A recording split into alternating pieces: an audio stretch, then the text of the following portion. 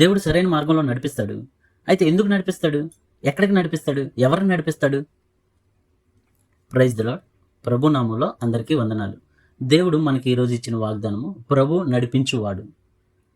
కొన్ని వాగ్దానాలను చూద్దాం. ఆదికాండం 24వ అధ్యాయం 48వ వచనం. ఆయన సరైన మార్గమందు నన్ను నడిపించెను. అయితే దేవుడు నడిపిస్తాడు, సరైన మార్గంలో నడిపిస్తాడు. ఎందుకు నడిపిస్తాడు? ఎక్కడికి నడిపిస్తాడు? ఎవరిని నడిపిస్తాడు? దేవుడు ఎందుకు మనల్ని సరైన మార్గంలో నడిపిస్తాడు అంటే, యెషయా గ్రంథము 48వ అధ్యాయం 17వ వచనం చూద్దాం. నీకు ప్రయోజనము కలుగునట్లు నీ దేవుడైన యెహోవానగు నేనే నీవు నడవవలసిన త్రోవను నిన్ను నడిపించెదను. దేవుడు ఎందుకు నడిపిస్తాడంటే, మనకు ప్రయోజనం కలుగునట్లు, అంటే మనకు ప్రయోజనం కలగాలని దేవుడు సరైన మార్గంలో, ఆయన త్రోవలో మనల్ని నడిపిస్తాడు. దేవుడు ఎందుకు నడిపిస్తాడు? మనకు ప్రయోజనం కలుగునట్లు నడిపిస్తాడు. రెండోదిగా యోహాను సువార్త 16వ అధ్యాయం 13వ వచనం చూద్దాం. సత్యస్వరూపి అయిన ఆత్మ వచ్చినప్పుడు మిమ్మును సర్వసత్యములోనికి నడిపించెదను. దేవుడు ఎందుకు నడిపిస్తాడంటే, మనల్ని సర్వసత్యములోనికి నడిపించడానికి, మనల్ని సరైన మార్గంలో నడిపిస్తాడు. ఎందుకు నడిపిస్తాడు దేవుడు? ఒకటి, మనకి ప్రయోజనం కలగాలి. ఏంటి ఆ ప్రయోజనం? సర్వసత్యములోనికి నడవాలి. సత్యస్వరూపి అయిన ఆత్మ వచ్చినప్పుడు మనము సర్వసత్యములోనికి నడిపిస్తాడు దేవుడు. మొదటిగా ఎందుకు నడిపిస్తాడు? ప్రయోజనం కలగాలి, సర్వసత్యంలోనికి నడవాలి. అయితే ఎవరిని నడిపిస్తాడు చూద్దాం. కీర్తనల గ్రంథము 27వ అధ్యాయం 11వ వచనం చూద్దాం. యెహోవా నీ మార్గము నాకు బోధించుము, సరళమైన మార్గమున నన్ను నడిపించుము. దేవుడు ఎవరిని నడిపిస్తాడు అంటే, యెహోవా నీ మార్గము నాకు బోధించుము, సరళమైన మార్గము నన్ను నడిపించుము. ఎవరైతే దేవుణ్ణి అడుగుతారో, ఏమని? ప్రభువా నీ మార్గము నాకు బోధించు, నీ మార్గం నాకు బోధించు, సరళమైన మార్గమును నన్ను నడిపించు అని ఎవరైతే అడుగుతారో, దేవుని మార్గం ఎవరికైతే ఇష్టపడతారో, దేవుని మార్గంలో ఉండడానికి ఎవరైతే సమ్మతిస్తారో, దేవుడు వారిని మాత్రమే నడిపిస్తాడు. అయితే ఎక్కడికి నడిపిస్తాడు దేవుడు? మనం ఇందాక చూసాం, ఇప్పుడు ఇంకోటి చూద్దాం. కీర్తనలో 23వ అధ్యాయము 1-2 వచనం చూద్దాం. యెహోవా నా కాపరి, నాకు లేమి కలగదు, శాంతికరమైన జలముల యొద్ద నన్ను నడిపించును. ఎక్కడికి నడిపిస్తాడు? శాంతికరమైన జలముల యొద్దకి మనల్ని నడిపిస్తాడంట. శాంతికరమైన జలముల యొద్దకి ఎందుకు నడిపించాలి? మనం ఆ అధ్యాయం మొత్తం చదివితే, యెహోవా నా కాపరి, నాకు లేమి కలగదు అంటే, గొర్రెలకు దేవుడు యేసయ్య మంచి కాపరి. గొర్రెలకు శాంతికరమైన జలములు కావాలి, మురికి జలాలు అవసరం లేదు. మురికి జలాలు తాగినప్పుడు ఆ గొర్రెలోనికి ఆ మురికి వాటర్ వెళ్ళినప్పుడు, ఆ మురికి వాటర్లో కొన్ని పురుగులు, కొన్ని అపాయం కలిగించే ఒక చిన్న చిన్న పురుగులు ఉంటాయి. అవి, ఆ చిన్న చిన్న పురుగులు గొర్రె ముక్కులోకి వెళ్ళినప్పుడు గొర్రె ఇబ్బంది పడి తన బ్రెయిన్లోకి వెళ్ళిపోయి, ఆ గొర్రె ఏం చేస్తుందంటే, ఆ చిన్న చిన్న పురుగులు ముక్కులో నుంచి, కళ్ళల్లో నుంచి బ్రెయిన్లోకి వెళ్ళినప్పుడు తన తలని తీసుకొని వెళ్ళి గోడ గుద్దుకుంటూ ఉంటుంది. అంటే అనవసరమైనవి, వ్యర్థమైనవి మన మైండ్లోకి వెళ్ళినప్పుడు మన తల పిచ్చి పట్టినట్లుగా సాతానుగాడు మనల్ని ఆడుకుంటాడు. కాబట్టి ఆ మార్గంలో మనం వెళ్లకుండా మనల్ని శాంతికరమైన జలముల యొద్దకు దేవుడు మనల్ని తీసుకెళ్లాలని ఆయన ఏం చేస్తున్నాడంటే, సరైన మార్గంలో మనల్ని నడిపించడానికి దేవుడు మనల్ని నడిపిస్తాడు.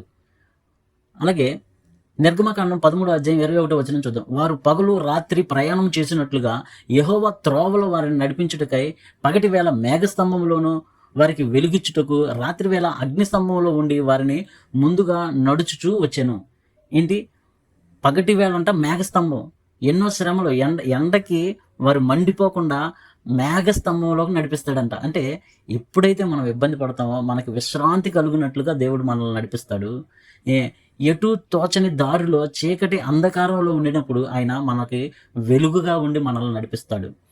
అయితే ఇంత గొప్ప దేవుడు మనకున్నప్పుడు మనం ఎవరి త్రోవలో నడవాలి?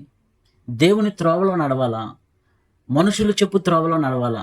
ద్వితీయోపదేశకాండం 32వ అధ్యాయం 11వ వచనం చూద్దాం. యెహోవా మాత్రము వారిని నడిపించెను, అన్యుల యొక్క దేవుళ్ళలో ఏ దేవుడునూ ఆయనతో కూడా ఉండలేదు. మనం ఎవరి త్రోవలో నడుస్తున్నాం? ఎవరు మనకు బోధిస్తున్నారు? ఎవరు బోధించింది మనం వింటున్నాం? కీర్తనలు 27వ అధ్యాయం 11వ వచనం చూద్దాం. యెహోవా నీ మార్గము నాకు బోధించుము, సరళమైన మార్గము నన్ను నడిపించుము. దేవుని మార్గం బోధించినప్పుడు మనం దేవుని మార్గంలో నడుస్తున్నామా? మనుషులు చెప్పిన మార్గంలో మనం నడుస్తున్నామా? మనల్ని మనం పరిశీలన చేసుకోవాలి. మనం ఏ మార్గంలో ఉన్నాం? ఏ సమస్య వచ్చినప్పుడు ఎవరి మాట వింటున్నాం? ఏ సమస్యలో ఉన్నప్పుడు ఎక్కడికి వెళ్తున్నాం అన్నది మనం సరి చేసుకున్నప్పుడు దేవుడు మనల్ని నడిపించగలడు. సామెతల గ్రంథం 6వ అధ్యాయం 20వ వచనం 22వ వచనం చూద్దాం. నా కుమారుడా నీ తండ్రి ఆజ్ఞలను గైకొనుము, నీ త్రోవను వెళ్ళినప్పుడు అది నిన్ను నడిపించును. మన తండ్రి ఆజ్ఞలను గైకొనినప్పుడు మనం ఏ త్రోవలో వెళ్ళాలో మనం గ్రహించగలము. మన తండ్రి ఆజ్ఞలు, దేవుని ఆజ్ఞలు మనం గైకొనకపోతే ఏ త్రోవలో వెళ్ళాలో మనకు తెలియదు. కాబట్టి నీవు ఎటు నడవాలో తెలియదు అని అనుకున్నప్పుడు నీ తండ్రి ఆజ్ఞలు, దేవుని యొక్క ఆజ్ఞలను ఒక్కసారి జ్ఞాపకం చేసుకొని వాటన్నిటిని నువ్వు తలపోసుకోగలిగితే నువ్వు ఏ సమస్యలో ఉన్నప్పుడు ఏ త్రోవలో వెళ్ళాలో దేవుడు నీకు ఖచ్చితంగా చెప్తాడు. మన దేవుడు మాట్లాడే దేవుడు, మన దేవుడు ఉత్తరం ఇచ్చే దేవుడు, మన దేవుడు జవాబు ఇచ్చే దేవుడు, మన దేవుడు. కాబట్టి నువ్వు నడవవలసినప్పుడు దేవుడు నిన్ను నడిపిస్తాడు. నువ్వు ఎరగని మార్గంలో, నువ్వు ఎరగని త్రోవలో నిన్ను నడిపిస్తాడన్నాడు దేవుడు. యెషయా గ్రంథం 42వ అధ్యాయం 16వ వచనం చూస్తే, వారు ఎరగని త్రోవలో వారిని నడిపించదును. నీకు తెలియదు ఆ త్రోవలో వెళ్తే నీకు విశాలంగా ఉంటుంది, ఆ త్రోవలో వెళ్తే మనశ్శాంతిగా ఉంటావు, ఆ త్రోవలో వెళ్తే దేవుని మార్గంలో ఉంటావు, దేవునికి దగ్గరగా ఉంటావు, దేవుని సన్నిధికి దగ్గరగా ఉంటావా అని నీకు తెలియనప్పుడు ఆ త్రోవను కూడా దేవుడు నీకు తెలియజేసి ఆయన త్రోవలో దేవుడు నిన్ను నడిపించుకోవడానికి సిద్ధంగా ఉన్నాడు. కాబట్టి మనం సిద్ధమా? దేవుని త్రోవలో నడవడానికి మనం సిద్ధంగా ఉన్నామా? దేవునికి ఇష్టంగా ఉంటేనే ఆయన త్రోవలో తీసుకెళ్తాడు. దేవునికి ఇష్టంగా లేకపోతే ఆయన త్రోవలో తీసుకెళ్ళలేడు. ఆయనకి మనస్పార్థ ఏదైనా ఉంటే నీతో సంతోషంగా ఆయన మాట్లాడలేడు. ఆయన సంతోషంగా నీతో ప్రయాణం చేయలేడు. మన దేవుడు న్యాయమైన దేవుడు, యథార్థమైన దేవుడు యథార్థవంతులనే నడిపిస్తాడు. యథార్థవంతులకే త్రోవ చూపిస్తాడు. కపటంగా ప్రవర్తించే వాడికి త్రోవ చూపించడు దేవుడు. కాబట్టి నువ్వు యథార్థంగా ఉన్నావా? నువ్వు ఆయనకి ఇష్టంగా ఉన్నావా? ఆయన నిన్ను నడిపించాలి అంటే నీవు ఆయన పోలికలోనికి రావాలి. అప్పుడు ఆయన నీకు త్రోవ చూపిస్తాడు. ఆయన నిన్ను శాంతికరమైన జలముల యొద్దకు తీసుకెళ్తాడు. ఆ శాంతికరమైన జలములు గొర్రె తాగినప్పుడు గొర్రెకి ఏం ప్రమాదం ఉండదు. కాబట్టి ఈ దేవుడు మనకి కాపరిగా ఉన్నాడు. ఆయన మంచి త్రోవలో నడిపిస్తాడు. కానీ ఈ లోకంలో ఉండే వాళ్ళకి విశాలమైన మార్గం కావాలి. ఇరుకు మార్గం ఇబ్బందిగా ఉంటుంది. అందుకే ప్రభువారు చెప్తారు, మీరు ఇరుకు మార్గంలో ప్రవేశించుడి. మనం లోకస్తులు వెళ్ళినట్టుగా మంచి పైనున్న వాటి ఆశించకుండా కిందన్న వాటిని వెదిగితే, దేవుని ఆజ్ఞలు మనం గైకుంటే దేవుడు ఆయన త్రోవ మనకు బోధిస్తారు. ఆయన త్రోవలో మనల్ని తీసుకెళ్తాడు. ప్రభు ఈ మాటల్లో మనందరినీ దీవించిన గాక. ఈ దేవుడు ఇచ్చిన ఈ వాగ్దానం ఆయనకి ఇష్టం వచ్చినట్టుగా మనల్ని, మన కుటుంబాలని ఆయన త్రోవలో మనల్ని నడిపించును గాక. ఆమేన్. Praise the lord. ప్రభు నామములో అందరికీ వందనాలు.